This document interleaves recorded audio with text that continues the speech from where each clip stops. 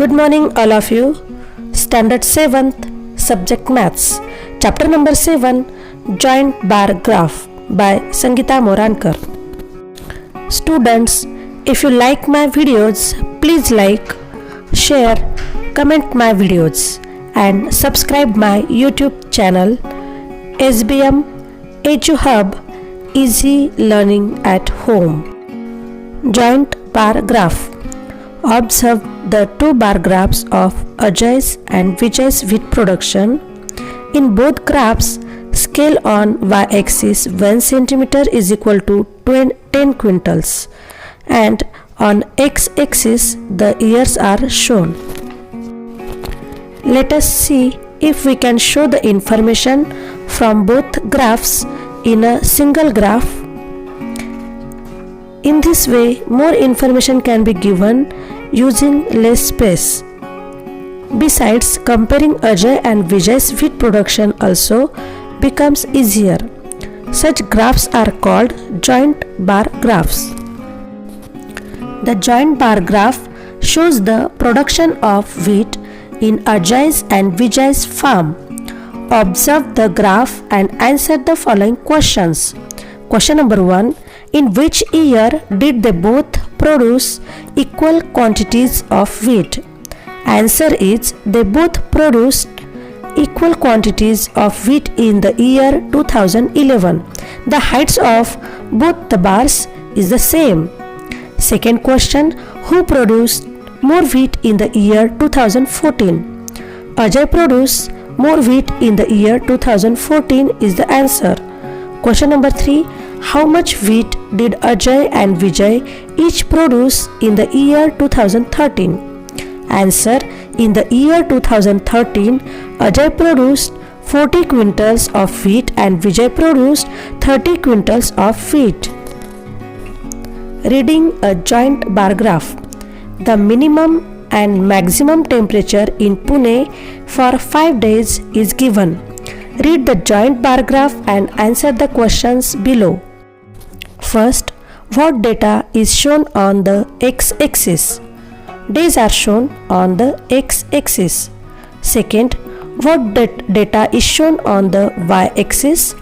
Temperature is shown on the y-axis. Third, which day had the highest temperature? The highest temperature was on Monday. Fourth, on which day is the minimum temperature the highest? The minimum temperature was highest on Wednesday. Fifth, what is the difference between the minimum and maximum temperatures on Thursday? The difference between the minimum and maximum temperatures on Thursday was 29.5 degrees Celsius minus 15 degrees Celsius is equal to 14.5 degrees Celsius. 6. On which day is the difference between the minimum and maximum temperature the greatest? The difference between the minimum and maximum temperatures was highest on Thursday. Students, let's learn drawing a joint bar graph with the given information. Steps for drawing a joint bar graph. First, on a graph paper, draw the x-axis and y-axis and their point of intersection. Second, keeping the distance between two sets of joint bars equal, show the classes on x-axis. Third, choose a scale for the y-axis. For example, 1 unit is equal to 10 girls or boys. Mark the numbers of boys and girls on the y-axis.